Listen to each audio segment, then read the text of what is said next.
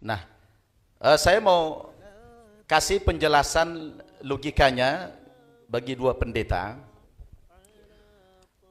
Saya dulu pernah berdebat dengan pendeta juga, memberikan satu analogi tentang konsep Tritunggal itu.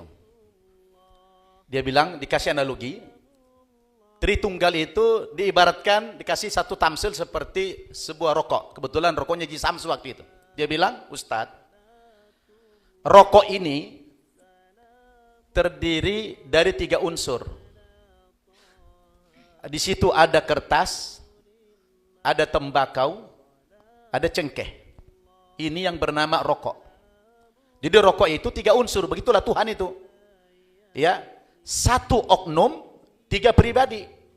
Dia bilang gitu. Jadi ada kertas, ada cengkeh, ada tembakau. Itulah yang bernama rokok.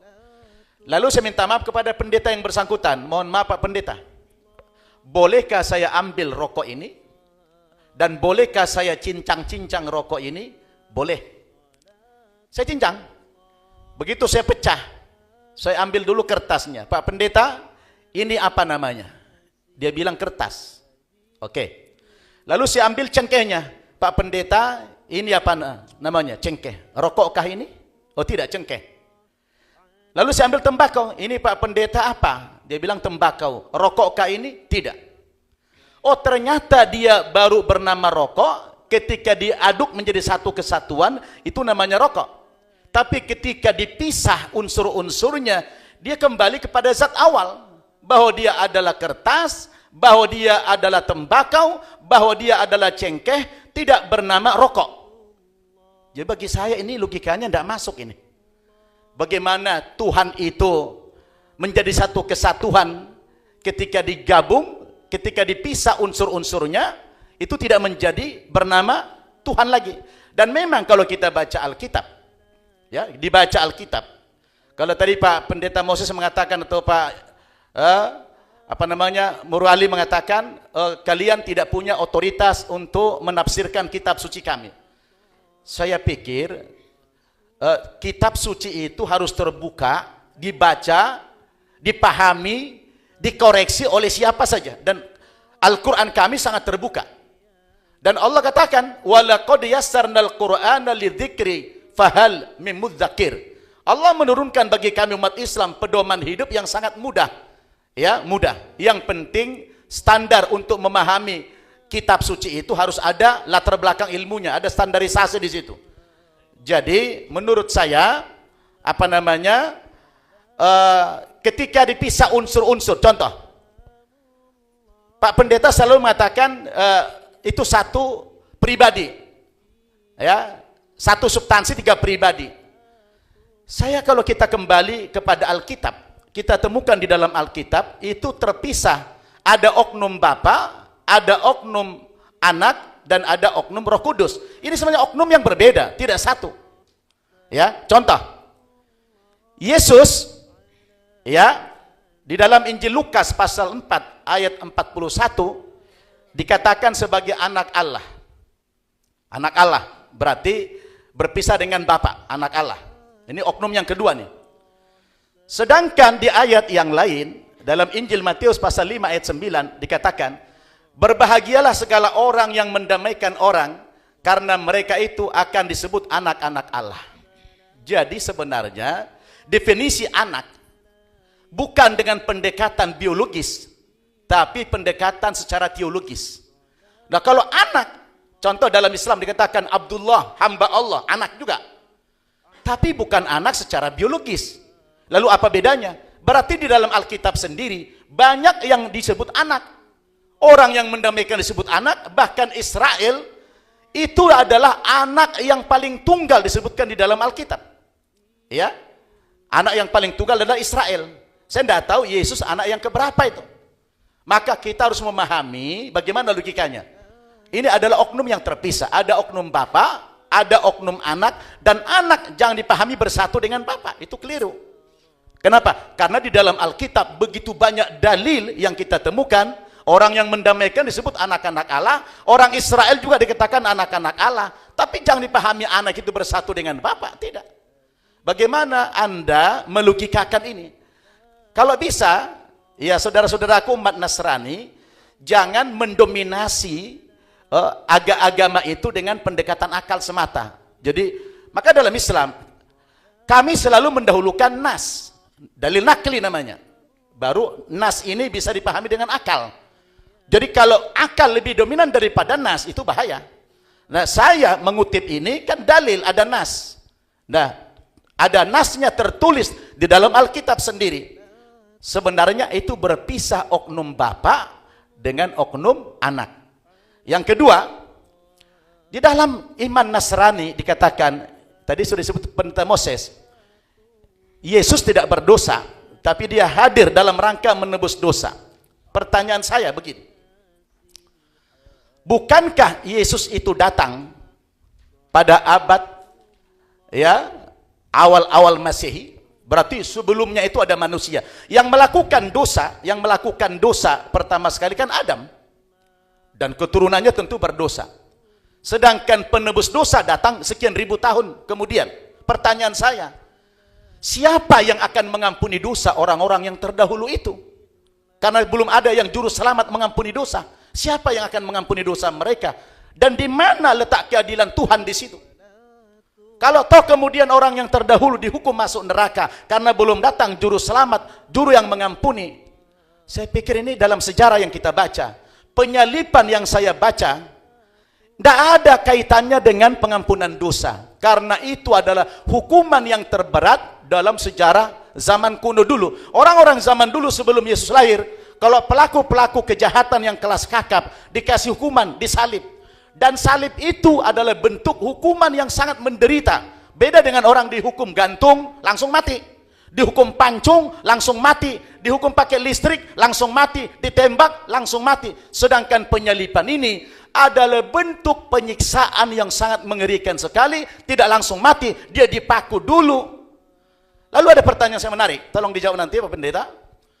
Itu kan Yesus ketika disalib, ada dua orang di kanan kirinya. Kebetulan saya sudah 2 kali berangkat ke Yerusalem. Saya sudah berangkat ke Bukit Golgota. Di kanan kiri Yesus ada 2 orang yang disalib, penyamun, pelaku kejahatan dulu. Kalau konsep penyalipan itu dalam rangka menebus dosa manusia, pertanyaan saya, 2 orang yang disalib terdahulu itu menebus dosa siapa? Kalau ada dihubungkan penyalipan dalam rangka menebus dosa manusia. Jadi ini bagaimana kita melogikakan ini? Jadi kita tidak boleh lari dari teks juga. Itu ada teksnya. Sebagaimana Prof. Egy tadi mengatakan, sejarah Tritunggal itu kan datang kapan? Abad keempat Masehi. Ketika terjadi Konsili Nisea tahun 325 Masehi dan diperkuat oleh Kaisar Konstantinopel tahun 381 Masehi. Artinya sebelum itu tidak dikenal konsep Tritunggal itu. Bagaimana ada Tuhan? Konsepnya tidak konsisten, ini kan bahaya ini. Semestinya yang namanya Tuhan itu tidak berubah-ubah. Dari sejak manusia pertama, Adam, sudah harus begitulah konsep Tuhan. Kalau berubah-ubah itu bagaimana? Ya, terima kasih. Cukup ya, terus ya? Ya, habis. Oke. Pertanyaannya luar biasa, sepakat ya luar biasa. Jadi ada 4 pertanyaan Pak ya, saya simpulkan dari pertanyaan beliau, biar nggak lupa. Tapi dari catat ya Pak ya. Ya, yang pertama tadi adalah Yesus itu menebus dosa. Bagaimana Adam yang lahir ribuan tahun sebelumnya? Siapa yang menebus dosa dia? Yang kedua, kalau penyaliban itu adalah untuk menebus dosa, di Bukit Golgota ada Bukit Golgota itu ada 2 orang penyamun kriminal yang disalib karena salib bentuk hukuman. Menebus dosa siapa? Terus yang ketiga, Tritunggal itu atau Trinitas itu konsep yang dilahirkan melalui konsili di tahun 325 Masehi. Berarti sebelum itu konsep Trinitas di kekristenan seperti apa? Dan yang keempat, apa tadi Pak? Saya lupa pertanyaan Anda. 3 dulu itu ya? Oke, baik. Silakan waktunya 10 menit. Ya. Sebentar, ada waktunya Pak. 10 menit saja. Ustaz diberi waktu 10 menit. Saya beri waktu Anda menjawab 10 menit. Silakan. Ya baik, sebetulnya itu yang moderator sampaikan hanya yang di bagian terakhir, tetapi saya mau menanggapi di bagian yang pertama. Tadi yang banyak bicara mengenai Trinitas dan juga menyinggung yang saya katakan ilegal itu menafsir Alkitab tanpa keahlian atau tanpa ilmu ya untuk menafsir satu teks. Nah yang pertama-tama begini, masalah analogi tadi, Pak Nababan berhadapan dengan pendeta yang tidak belajar. Ya seperti itulah. Masa Allah seperti rokok.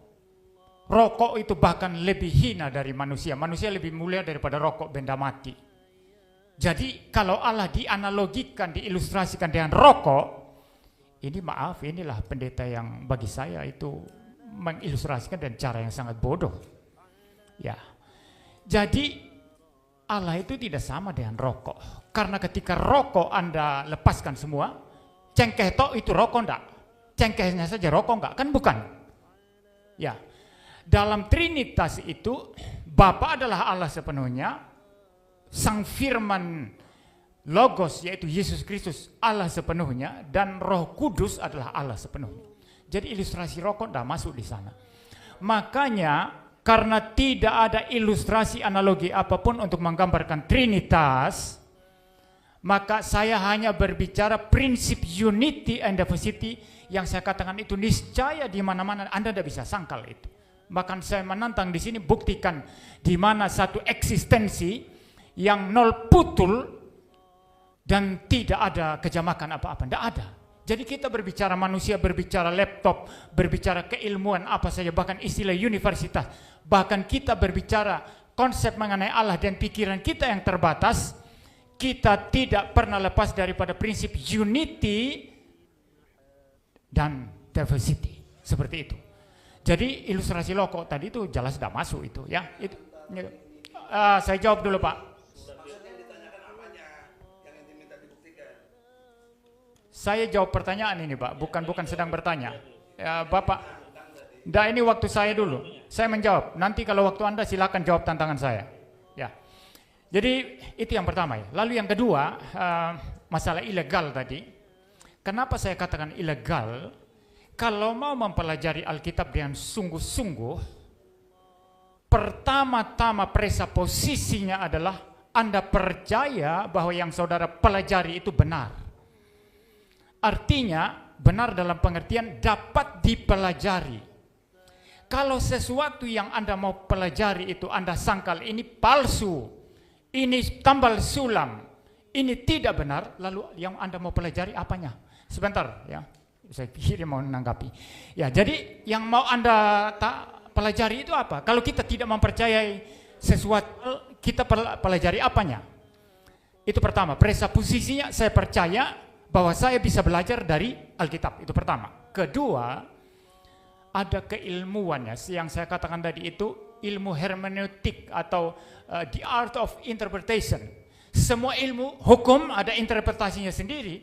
Saya bukan ahli hukum, tidak boleh saya secara ngawur masuk ke ranah hukum, berbicara hukum, karena saya bukan ahlinya di sana. Ya, seperti itu ya. Jadi ada keilmuannya Pak. Nah, maka itu yang saya katakan tadi. Bapak berdua mempelajari teologi, mempelajari Alkitab, mempelajari tentang studi-studi dalam kitab suci, kitab per kitab, bahasa aslinya dan lain sebagainya. Termasuk ilmu dogmatikanya, bagaimana nanti melihat kesatuan tafsiran seluruh Alkitab, itu dari mana? Itu yang saya bilang tadi, ilegal Pak. Ilegal. Sama juga, saya bukan ahli Quran, saya masuk ke Quran Anda lalu memberi tafsiran secara bebas begitu, lalu saya mengatakan ini seandainya saja ya, lalu saya berkata ini banyak salahnya ini ya, lalu saya tidak ngerti apa-apa. Ini kan kacau Pak. Ya itu maksudnya Pak ya. Saya pikir itu mungkin Pak Moses masih ada waktu berapa? Masih ada waktu 5 menit. Saya minta untuk menjawab pertanyaan beliau. Tadi belum terjawab. Beliau kan bukan ahli kitab, bukan ahli Injil, bukan ahli Bible. Jadi tolong dijawab bagaimana mendefinisikan bahwa sesuatu itu kalau sudah terpisah masih objeknya adalah oknumnya adalah Allah. Oh mungkin saya lanjut sedikit ini ya, Itu tafsiran Anda sebagai yang bukan ahli biblika, yang bukan ahli Alkitab. Tapi penelitian Alkitab yang sungguh-sungguh ya, di mana dikatakan Allah itu echad, lalu kemudian nanti muncul Yohanes 1 ayat 1 dikatakan pada mulanya adalah firman, firman itu bersama-sama dengan Allah dan firman itu adalah Allah. ya dalam pengertian satu substansi, satu hakikat, Anda tidak bisa berbicara tentang keterpisahan di sana. Mungkin Anda membayangkan waktu Yesus mengambil natur manusia, kemanusiaannya itu terlihat di bumi, memang kemanusiaannya terbatas. Tapi itu tidak berarti antara kealahan Yesus dengan kealahan Yesus dengan kealahan Allah Bapa, dengan kealahan Roh Kudus itu terpisah. Di dalam domainnya Allah, kita bicara yang tidak terbatas. Bapa tidak terbatas, Anak tidak terbatas, Roh Kudus tidak terbatas. Di dalam domain tidak terbatas semacam ini, yang sifatnya unlimited seperti ini, kita tidak bisa membayangkan batasan apapun. Maka dalam hal ini tidak ada batasan antara Bapa, Putra, dan Roh Kudus. Ketiganya Maha Kuasa, ketiganya tidak terbatas. Satu hakikat. Ya. Baik. Salah satu tadi ditanyakan adalah mengenai salib, bahwa dalam konteks sejarah bahwa salib itu diidentikan sebagai bentuk kejahatan. Tapi menurut saya Ustadz Nababan harus kembali ke Alkitab. Pertanyaannya, kenapa Yesus disalib? Apakah karena Yesus berbuat salah? Tapi bukannya Yesus itu disalibkan dalam konteks Yahudi karena dianggap bahwa Yesus itu menyamakan dirinya dengan Allah. Bahkan dalam Alkitab sendiri dikatakan sampai pemimpin pemerintah pada waktu itu dia cuci tangan, nggak mau, karena tidak ditemukan kesalahan. Tapi orang Yahudi yang minta salibkan dia, salibkan dia. Jadi tidak ada satupun hukum Romawi yang dilanggar oleh Yesus. Tapi yang dilanggar, yang dianggap melanggar adalah orang Yahudi yang memaksa pemerintah pada waktu itu secara historis.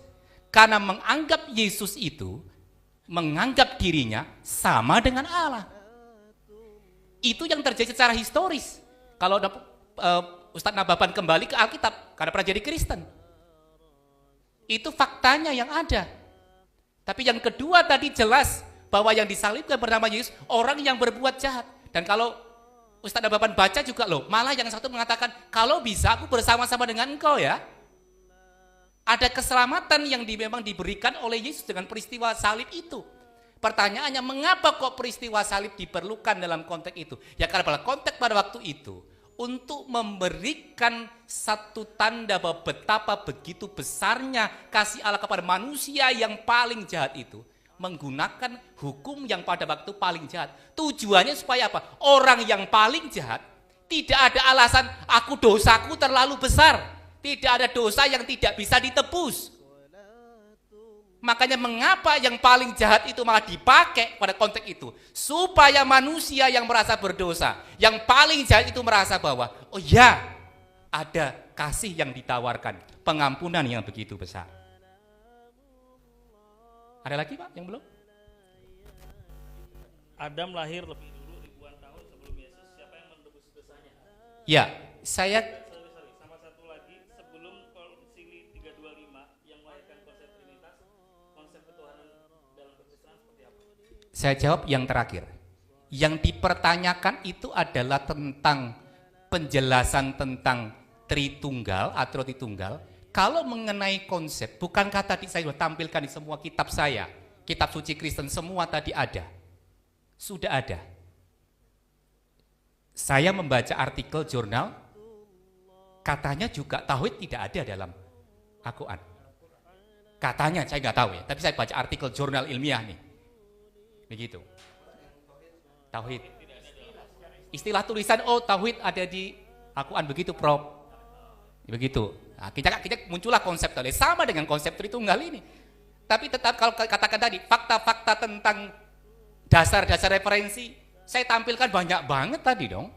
Jadi kalau dituji sudah clear jawaban saya ya. Ya, lalu yang tadi yang terakhir tentang bagaimana dengan Adam. Ini yang kadangkala memang belum clear ya, bahwa dalam konteks agama Wahyu bahwa ada Yahudi, Samawi, dan bahwa itu adalah ada korban-korban, itu secara hukum wahyunya itu progresif. secara bertahap. Dan saya kira semua penyampaian wahyu secara progresif tidak langsung 1 detik jadi. Tapi ada proses yang Waktunya yang habis. ada. Setuju? Saya extend 2 menit lagi. Oke. Oke, silakan. 2 menit Oleh lagi. karena itu, dalam konteks perjanjian lama jelas bahwa ada hal yang menjadi tuntunan bagi manusia pada saat itu, bagaimana mendapatkan pengampunan. Tapi secara progresif berangsur-angsur wahyu dilengkapi, bahkan kalau kita juga objektif, ternyata juga ada wahyu yang terakhir yang umat Islam percayai. Mengapa harus mempertanyakan tentang progresif wahyu di kami? Bahwa waktu itu belum ada Yesus. Bagaimana? Ya terus berjalan sesuai dengan apa yang dinyatakan oleh Allah tentang bagaimana memperoleh pengampunan itu. Baik, terima kasih. Baik, terima kasih. Makasih Pak ya, 10 menit. Baik, dari pihak Islam sudah bertanya, pihak Kristen sudah menjawab. Yang ketiga, pihak Kristen bertanya untuk dijawab. Ya nanti ada yang menjawab. Gimana, gak apa-apa? Jadi semua bertanya dan semua menjawab. Ya, biar ada. Tapi waktu cukup enggak, Bang moderator? Waktunya Ya, 30 udah, menit, udah, maksimal jangan 30 ngomong, menit. capek Sudah saya hitung di sini. Kan jam 3 harus selesai Bapak Prof. Ya. Gitu, harus sepakat toh. Tadi udah oke siap. Iya siap, tapi jangan batasi hak orang. Kita lanjutkan di luar nanti Profesor. Ya boleh, mana aja juga boleh. Mungkin kami bertanya ini ya. Saya bertanya gitu ya. Baik, yang ingin Saya, kok dia, gue kebetulan ngomong gue, kau dia. Gue mau ngomong dulu. Gue nggak mau, gue duluan. Dia udah ngomong dua-duanya ini ngomong ini salah nggak gimana kok ini? Lu nyebelin tau nggak? Kacau nih orang ini. Mendingan nggak boleh. Nggak boleh begitu loh. Ya, silakan. Harus adil, memimpin ini nggak adil apalagi jadi menteri. Enggak, tadi ditanya dia 7 menit, nanti ada bagian kita 7 menit. Bagaimana giliran gue dilempar ke situ? Udah, jadi bikin nggak nyaman aja gue. Udahlah, bismillahirrahmanirrahim ya. Tetap dengan nama Allah, pengasih dan penyayang. Ada bagian yang tadi saya katakan mengenai konfirmasi, ya ada bagian yang bertanya. Nah konfirmasi sudah, sekarang pertanyaannya gitu loh. Bahwa Roh Kudus adalah pribadi yang berbeda. Tolong makalahnya bagian udah di copy ini kasih. Udah ya? Nah, lihat nanti di halaman berapa tuh? Lihat. Kasih dong. Panitia nih bagaimana nggak profesional lah. Narasumber kasih dulu. Makasih Bang. Yang satu lagi belum. Nanti gantian. Enggak kasih. Enggak kasih. Payah juga nih. Jadi ini ada 2 makalah. Biar jelas. Saya sangat menghormati kalian. Karena saya serius, saya buat makalah. Biasanya pembicara kalau dia dianggap enteng nggak bikin makalah. Kumaha aing we lah. Saya bikin makalah, serius artinya. Kurang tidur untuk ini gitu loh. Tapi tolong nanti responsifnya yang objektif, sistematis, toleran, jujur, benar lagi. Nah yang sekarang dilihat makalah yang kedua dulu. Kalau yang pertama garis berpikir tentang teori Osjubedil. Kalau yang kedua ini langsung kepada pertanyaan. Ada 30 statement konfirmasi, ada 20 pertanyaan. Nah sekarang langsung pertanyaan. Saya mulai dari yang nomor 10 aja deh. Yang dianggap udah banyak terjawab tadi. Rohul Kudus adalah pribadi yang berbeda. Jika Rohul Kudus adalah Tuhan, mengapa, ini pertanyaannya, mengapa Yesus berkata bahwa Roh Kudus adalah utusan yang lain? Ini tertera dalam Yohanes 14:26. Jangan kau sekali-sekali berani bilang aku interpretasi. Ngapain kau interpretasi? Adanya begini kok. Satu. Kemudian perjanjian lama tidak mengenal Trinitas. Tidak ada Trinitas. Mari berdebat. Kau berani nyebut perjanjian lama tadi? Mana? Enggak ada. Tidak ada ajaran tentang Trinitas dalam kitab-kitab Taurat dan nabi-nabi sebelumnya. Enggak ada. Kalau lo bisa jawab, jawab ada. Yang selanjutnya, umat Yahudi tidak percaya Trinitas. Ingat loh, Yahudi tidak percaya Trinitas.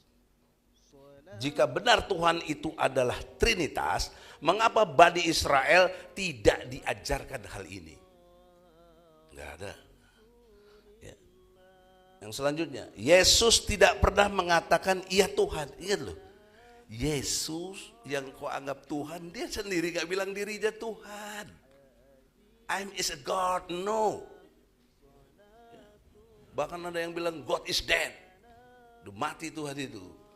Lo ngerti gak Nietzsche? Lo ngerti gak Descartes? Lo ngerti gak Hegel? Lo ngerti gak tadi itu Aristoteles? Itu jagoan-jagoan filsafat semua. Lo pernah sekolah di Belanda, gue di Jerman. Technische Universität Berlin, jurusan sosiologi. Cuma beasiswa gue dari Kuwait, baru hampir setahun dibubarin. Karena Kuwait dibom sama Irak, bubar lah kita. Nah itu contoh ya. Tapi sempat belajar sedikit bagaimana sosiologi itu. Jadi ahli-ahli filsafat itu dari Jerman banyaknya. Oleh karena itu, pertanyaannya di sini, Yesus tidak pernah mengatakan iya Tuhan. Tidak ada satu ayat pun di mana Yesus berkata, aku adalah Tuhan. Enggak ada. Dan sembahlah aku. MAY. Oi. Kalau ditanya jangan melewat-melewat, ntar nggak ngerti. Saya nanya sekali, nanti kan makanya. Saya mendengarkan. Ya, oke. Saya mendengarkan. Coba kalau dengerin tadi gue ngomong apa? Anda Udah dengerin dah. Tuhan Yesus tidak pernah menyebut dirinya Tuhan. Di ayat mana kalau ada? Aku Tuhan, sembahlah aku. Tidak ada. Ini statement saya, sekaligus bertanya. Kalau kau berani bilang Yesus Tuhan, mesti ada kata Tuhan sendiri, kata Yesus, bukan kata si lain-lain. Lanjutnya, Tuhan, logika sehat dimanapun, tidak mungkin Tuhan itu dilahirkan. Yesus lahir dari rahim Maryam. Kita Bunda Maria itu sangat kita hormati dia. Nah karena dari keluarga Imron. Ya. Sementara Tuhan seharusnya tidak memiliki awal.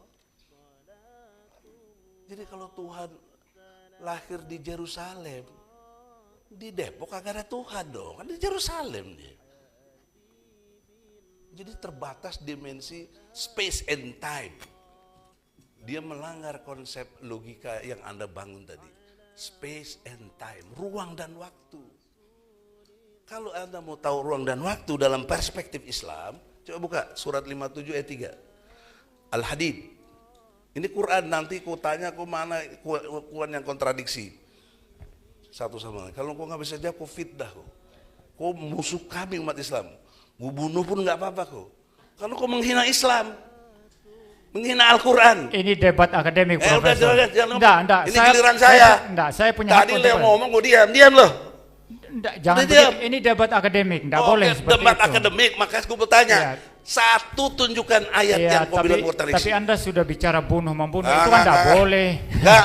Mana boleh seperti Kalau itu. dia nggak bisa buktikan, Ditarik jangan pernyataannya. fitnah. Ditarik Kalau dia minta pernyataannya. maaf, gue maafin. Gitu loh. Itu Islam.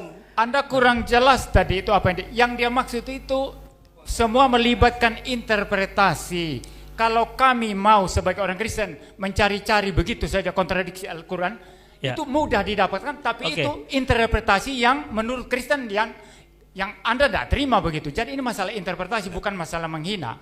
Bunda, Loh, dia berani mengatakan. Anda yang salah ini ada paham. videonya bisa diulang. Dia mengatakan di Quran pun banyak. Iya, karena dia kontradiksi. bicara interpretasi tadi Pak, menanggapi Ya, itu lanjutkan tadi. pertanyaannya. Ngeles lagi Ya, nih. silakan lanjutkan pertanyaannya.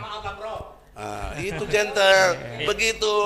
Kalau orang salah gini, lu jangan banyak retorika. Karena salah, tapi memang harus menjaga. Oh, enggak. Enggak. Nah, kalau nggak salah, buktikan satu ayat. Ya? Yang kontradiktif. Loh, Bukan. Buktikan satu ayat yang kontradiktif. Ya, kembali dong. Lu kan Kembali Prof. dokter juga. poinnya tadi bukan masalah menunjukkan kontradiksi, Bukan masalah. masalah interpretasi. Jadi gini, enggak, Intelektual, bukan. enggak, maksudnya tadi gini. Saudara-saudara tadi, Pak Ustadz Udah, Nababan udah, minta dan maaf lah. Profesor Egi tadi itu membicarakan Alkitab yang menurut saya ilegal interpretasinya. Nah, menanggapi itu Dr. Moses mengatakan, kami pun kalau mau bersikap seperti itu, kami cari-cari, ya ini kontradiksi, bisa aja kan begitu. Oke, baik. Itu Ini maksudnya. Sebentar. Itu Lanjutkan maksudnya. pertanyaan. Saya memberikan kesempatan terbuka supaya clear.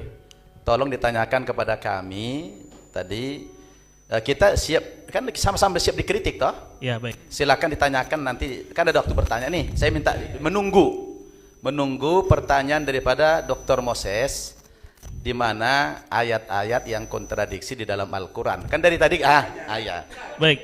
Satu Oke, aja oke, nggak oke. apa-apa, nggak apa-apa. Maaf, Ya, harus silakan. kembali ke moderator lagi. Ya, baik. Ya. Waktu pertanyaan sudah selesai 10 menit.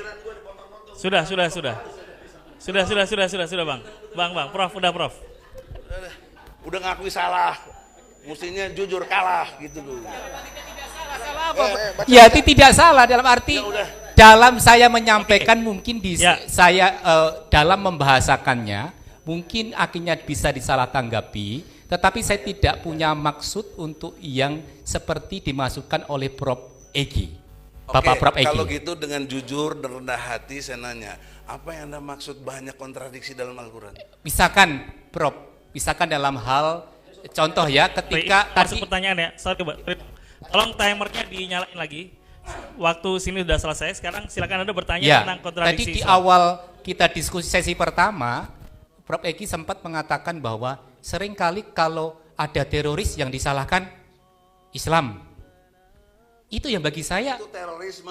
ya itu maksud saya berarti kan karena ada ketidakpahaman dalam memahami atau salah dalam memahami sehingga akhirnya mengklaim kalau teroris pasti Islam. Itu yang saya tidak mau. Karena memang belum tentu teroris itu adalah umat Islam. Itu contoh bukan ayat Quran. Mana ayat Quran yang kata lu ada kontradiksi? Bukan begitu, Prof. Belok balik aja gua.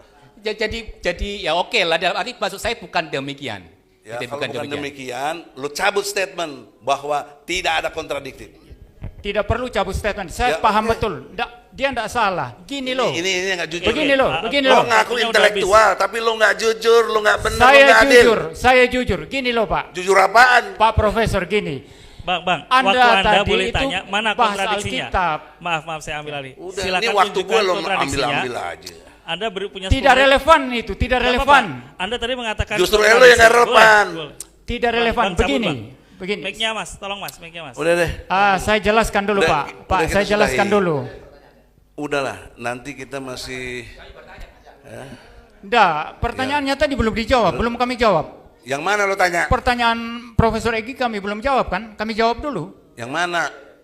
Ya, kami jawab dulu. Yang gua Ya. bertanya sama dia, buktikan satu ayat saja yang Al-Quran itu Ya, berkontradiktif. saya jawab Pak. Ya. Saya jawab pertanyaan-pertanyaan dari Profesor Egi tadi, ya. Yang pertama tadi mengenai ini. Mengenai Roh Kudus ya.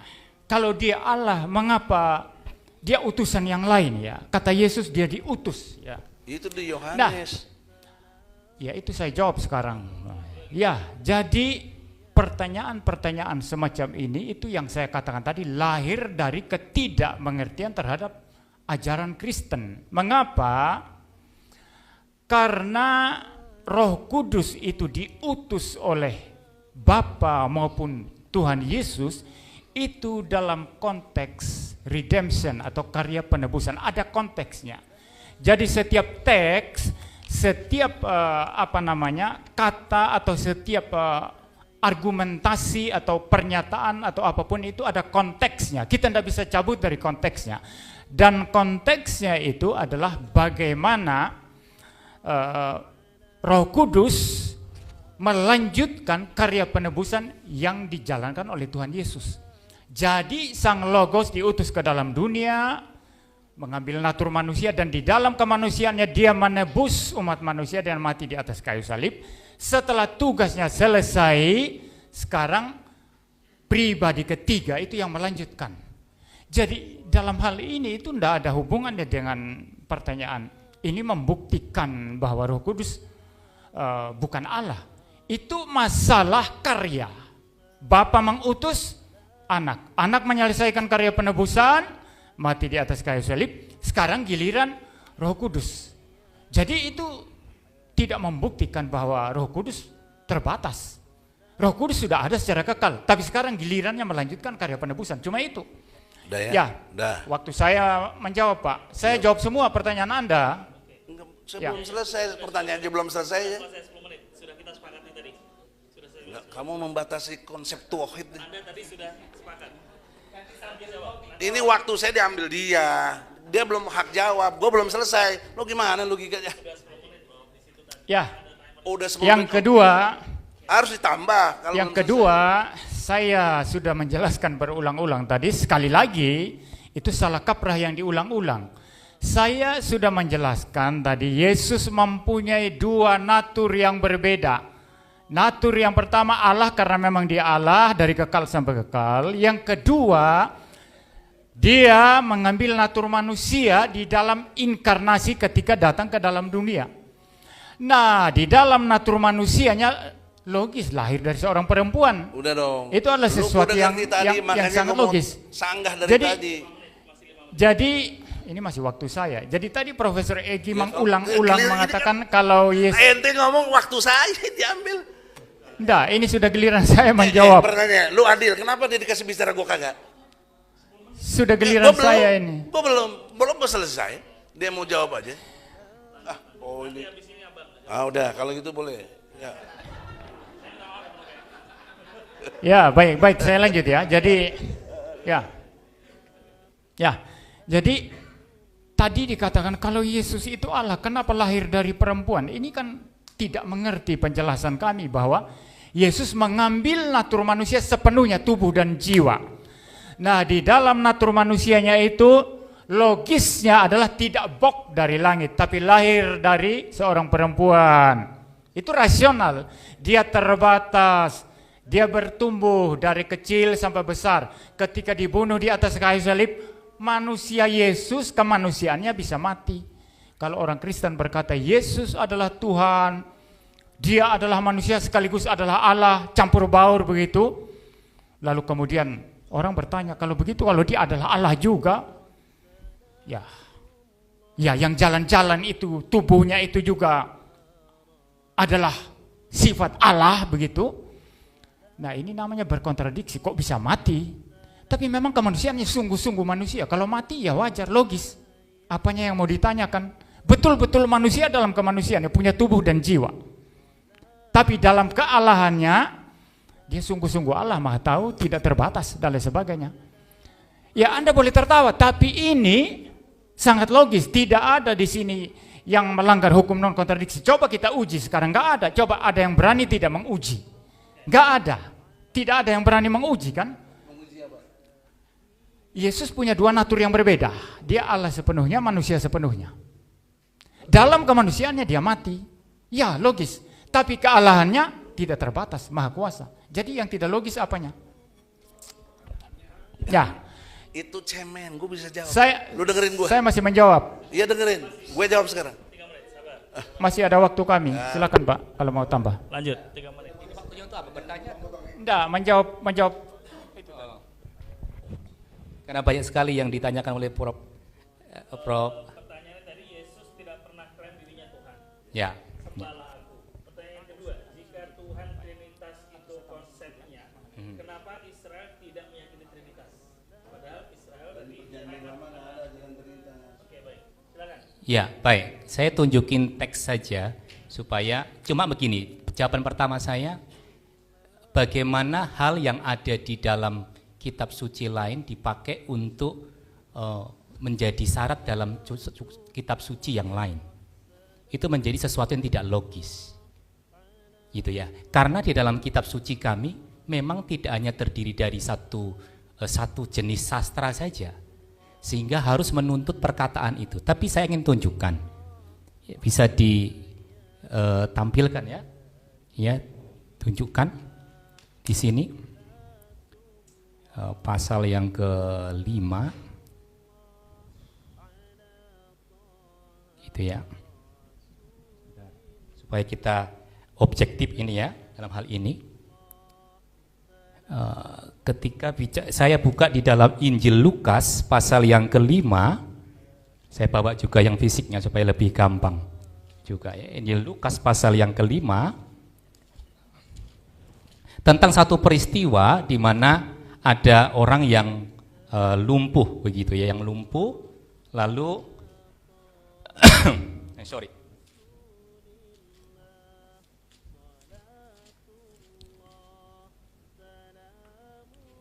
Ya, dari ayat 17 ini ya.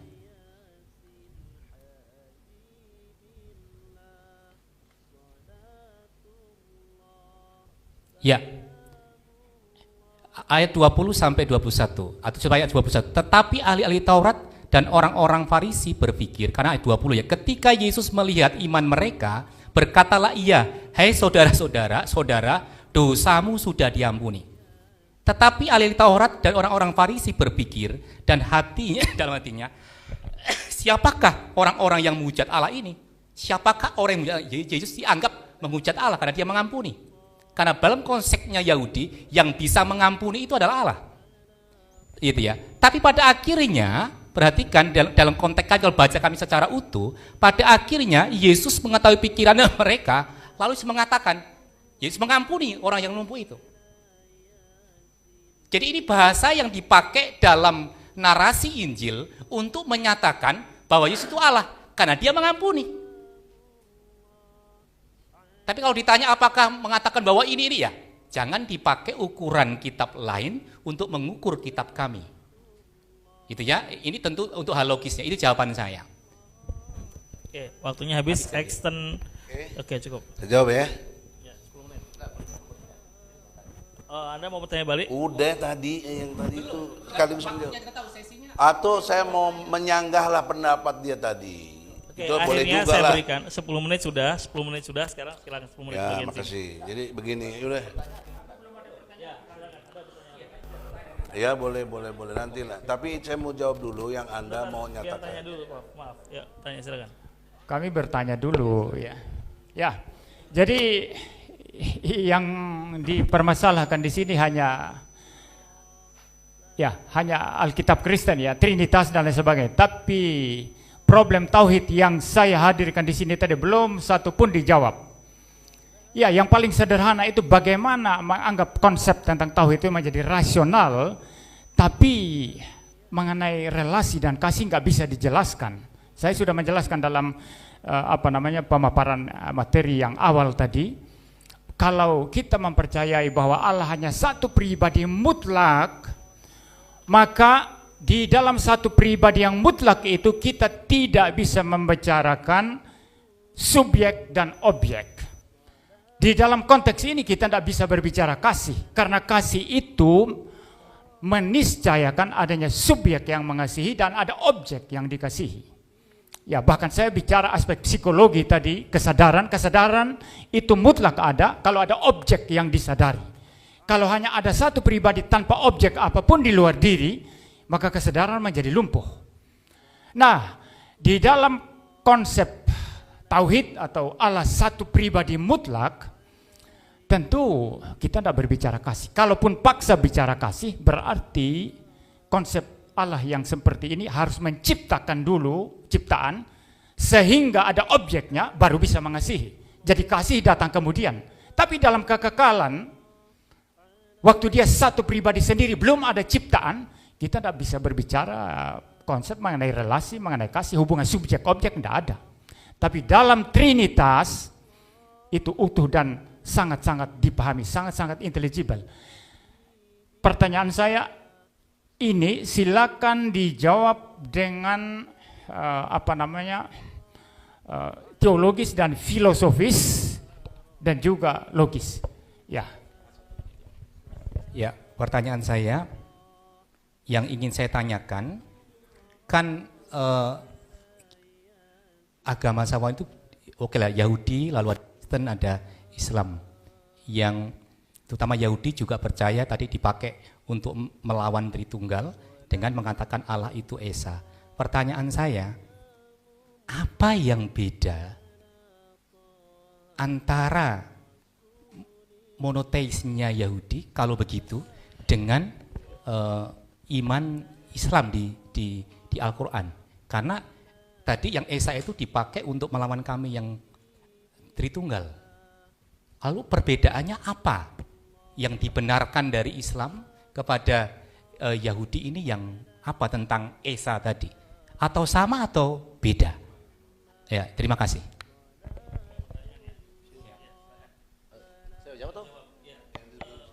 Oke. Ini masih ada waktunya nih beliau untuk bertanya.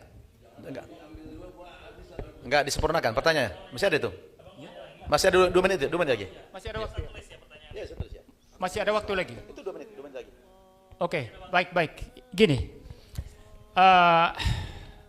tadi Pak Egy Sujana mengatakan harus Yesus sendiri mengatakan aku Allah, baru itu bisa dipercaya bahwa dia Allah. Tapi tidak ada satupun ayat dalam Alkitab. Tetapi ini tidak logis.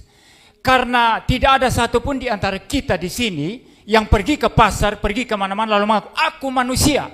Lalu orang akui, oh betul kamu manusia. Ada enggak yang Profesor Egy pernah begitu enggak, pergi ke pasar lalu mengaku, aku manusia. Kenapa kita katakan Profesor Egy Sujana manusia? Karena karakteristiknya, sifatnya, naturnya yang ditunjukkan adalah manusia. Tidak perlu Profesor Egy mengaku kemana-mana manusia, demikian juga dengan Yesus Kristus. Dan ini sepenuhnya logis. Kalau tidak logis silakan tunjukkan. Ya, saya pikir cukup. Ya. Sekarang kita Muslim. Saya dari tadi sangat menunggu sebenarnya pertanyaan Pendeta Moses seputar kontradiksi dalam Al-Quran. Itu saya pengen sekali. Saya sangat pengen sekali aspek mana yang kontradiksi itu biar kami jelaskan. Jadi itu penting sekali. Boleh saya kasih waktu sebentar, boleh nggak? Saya penasaran saya. Boleh nggak ditanyakan ke saya yang kontradiksi tadi dalam Al-Quran, contohnya? Oke, yang saya tanyakan tadi begitu tadi. Kan ternyata dalam hal tafsir, ketika saya perjelas tadi, ketika menafsirkan bahwa misalkan dalam kekristenan dipahami dalam ditafsirkan oleh umat lain.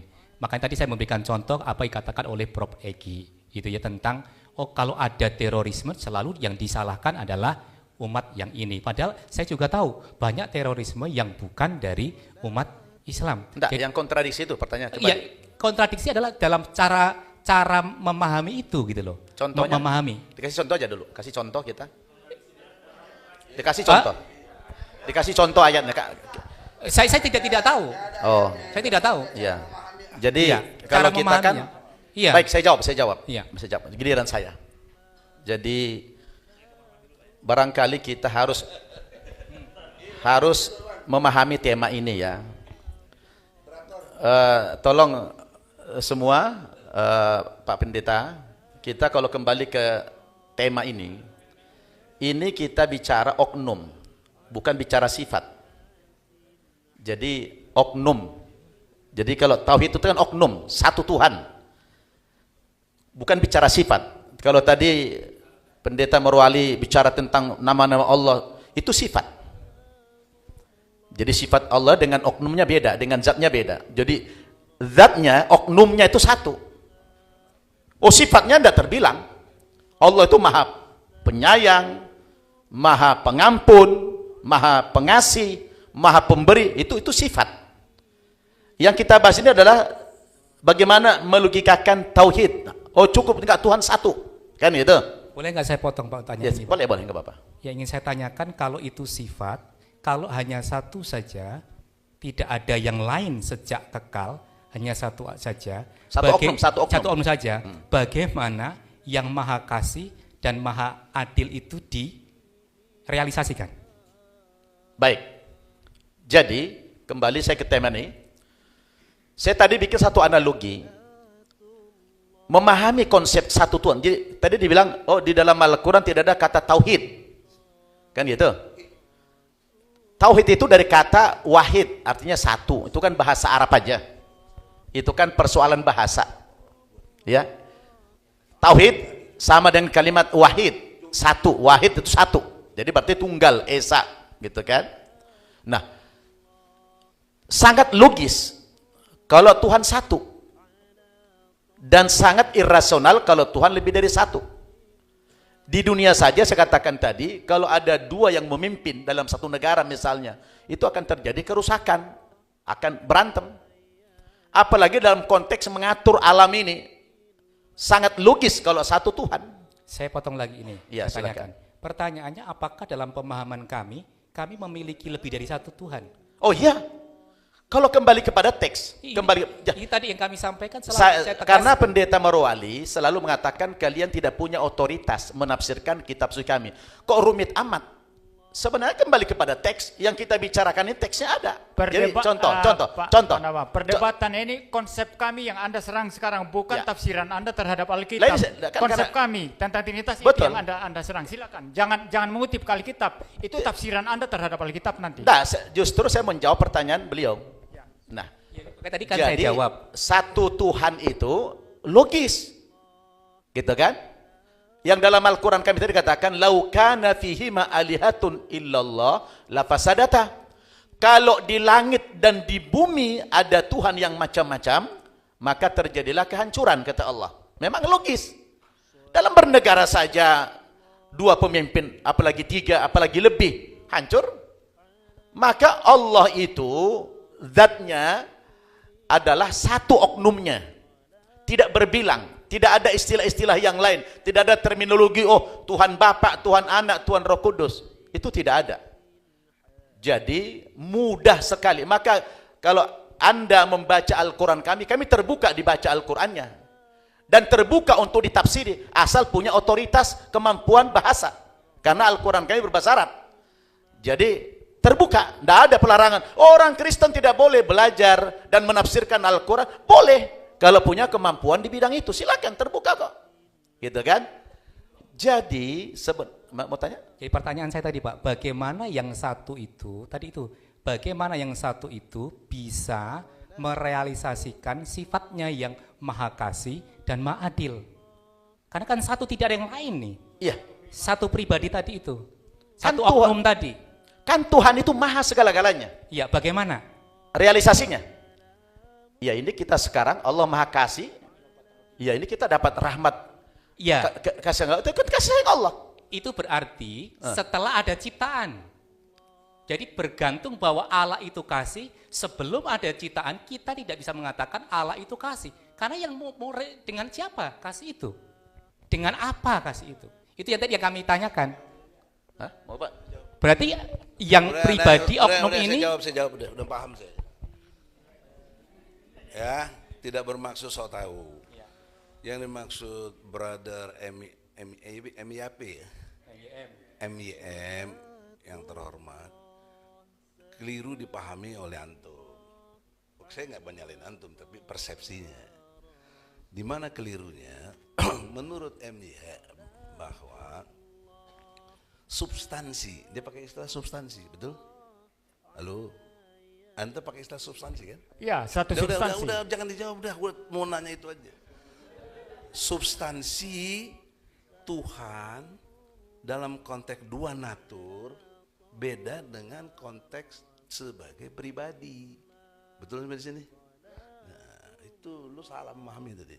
Gini, sekarang dalam menjawab itu saya nihilkan logika saya. Padahal itu tafsir. Itu yang disebut tafsir itu begitu. Dari mana keterangan substansi beda dengan dua naturnya? Mana keterangannya? Qurannya kalau dari kita nanya Quran dalil. Kalau itu Injil mana? Barnabas kah? Apakah Lukas, Yohanes, Markus mana? Yang ngomong seperti ente? Enggak ada. Harus jujur. Ada, coba nggak usah jangan bicara macam-macam. Ada ayatnya yang menyatakan substansi Tuhan satu, tapi dia terdiri ada dua natur. Natur apa? Natur yang pertama Tuhan, natur yang kedua dimensi manusia. Gitu loh.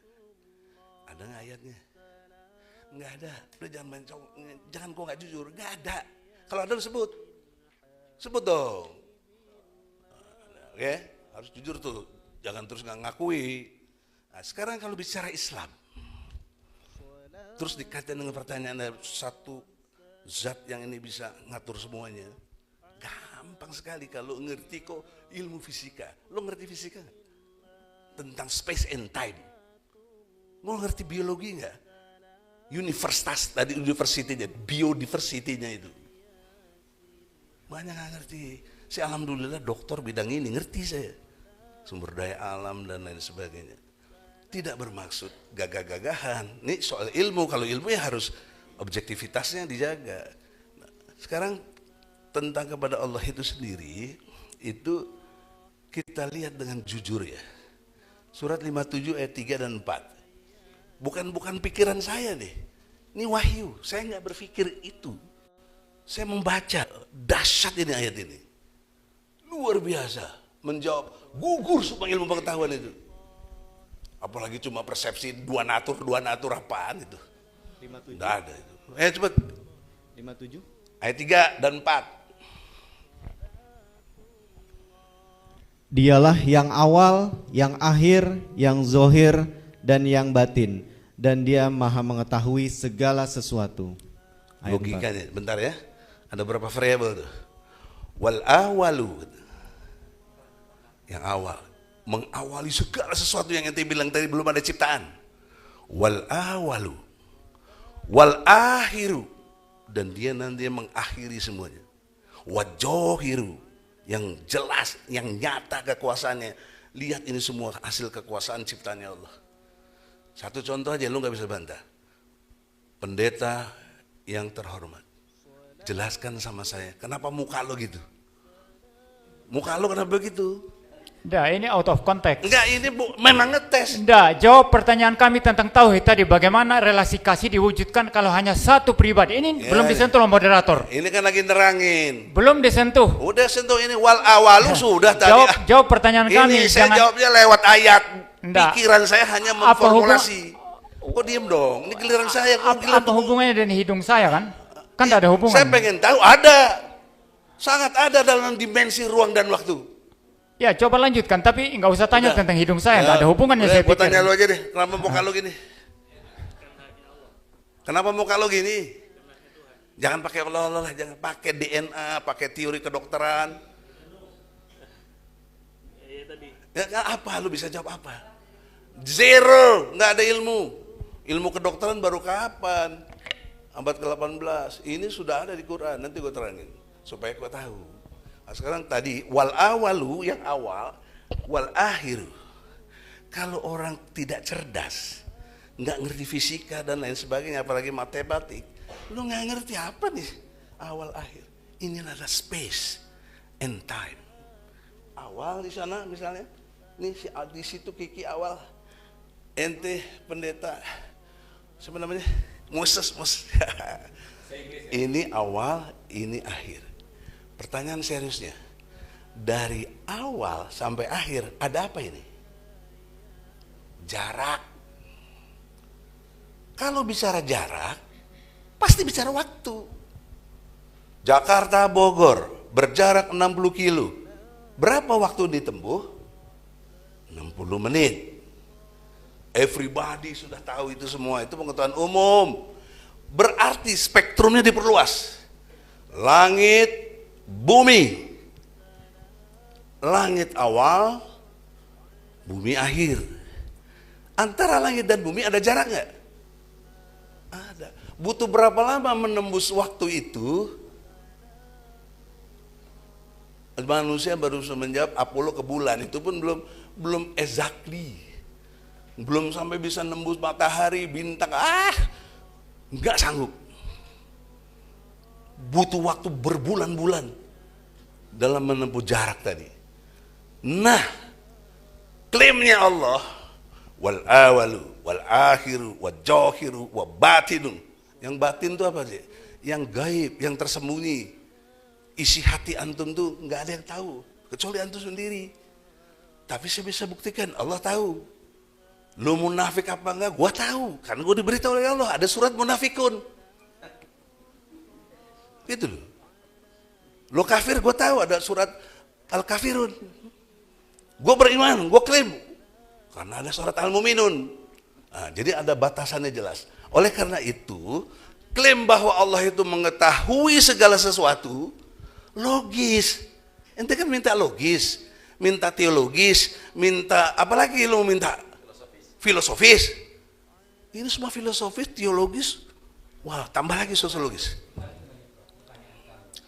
Iya, ini tidak menyentuh. Oke, itu mau nanya apa? Kan saya mau jelasin dari awal katanya untuk segala sesuatu, objek, subjek, kan itu mau ke situ. Ya sudah dengerin dong, jangan nggak cerdas. Belum. Jadi yang ingin saya tanyakan tadi kepada kedua adalah bagaimana kalau yang satu itu, yang kekal itu, kekal dan juga akhir itu, terutama dalam konteks proses tadi. Berarti sebelum ada ciptaan, bagaimana yang maha kasih, sifat maha kasih dan maha adil ini dapat dipertemukan secara logis. Udah belum? Ntar Karena anak tadi dikatakan bahwa Allah itu harus mutlak, tidak bergantung dengan apapun. Berarti kalau dia bergantung setelah ada kita, berarti Allah itu bergantung kepada ciptaan. Sebelum ada ciptaan, kita tidak tahu apakah dia maha kasih atau maha adil. Tidak ada relasi. Nah, saya mau jawab, tapi Anda nggak ngerti teori saya, objektif, sistematis, baru lo nanti toleran apa enggak. Ini baru masuk objektif. Arti apa objek itu? Tidak memihak.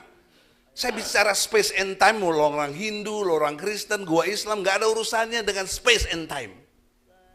Itu namanya objektif. Nah, ketika memilih, itu baru subjektif. Oh, saya pilih ini yang benar, yang itu nggak benar. Nah, jadi sekarang sistematisnya ya. Tadi kan surat 57 ayat 3, wal awalu, yang awal, dia yang mengakhiri, ingat lu, yang mengawali segala sesuatu, mengakhiri juga, dan dia yang zohir, yang nyata, kekuasaannya jelas, nyata. Tadi saya tunjukin satu apa, muka aja, nggak usah yang jauh-jauh, muka lu tuh semuanya tuh, enggak, udah. Ya nggak apa-apa, nanti ini. Oke, bentar belum selesai ayat 4-nya. Lu jangan batasi Al-Quran lo, gue tabok juga lu. Agak bukan ngebatasin Quran. Kita nggak baca, gue minta ayat 4 dibaca, masih banyak ayat lain. Saya beri extend 3 menit, setelah ini stop waktu kita untuk gedung ini habis. Udah. Ada 10 menit buat. Baca ayat 4-nya.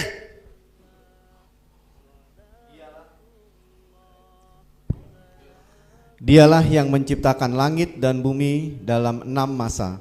Kemudian dia bersemayam di atas arsy. Dia mengetahui apa yang masuk ke dalam bumi dan apa yang keluar dari dalamnya, apa yang turun dari langit dan apa yang naik ke sana.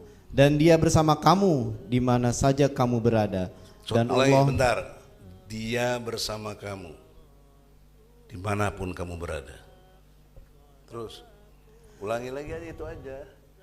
Dia bersama kamu. Dan dia bersama kamu di mana saja kamu berada.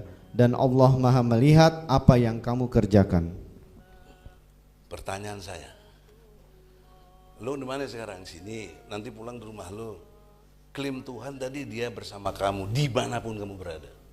Gak ada urusan lo Kristen atau Buddha atau Hindu atau Islam. Ini space and time. Lo gak percaya apa? Nafas. Lu dicabut nafasnya kapan juga nggak ada urusannya, mau Kristen, mau Hindu, mau Islam, nggak ada, mati lu. Dari mana saya tahu? Surat 7 ayat 3. Masih banyak gue pakai Quran, nggak pakai otak gue, Quran, tapi gue mampu memformulasi. Inilah teori yang saya bangun, Osjubedil. Terakhir lah, karena gara-gara waktu jadi berantakan. Padahal ente tahu nggak?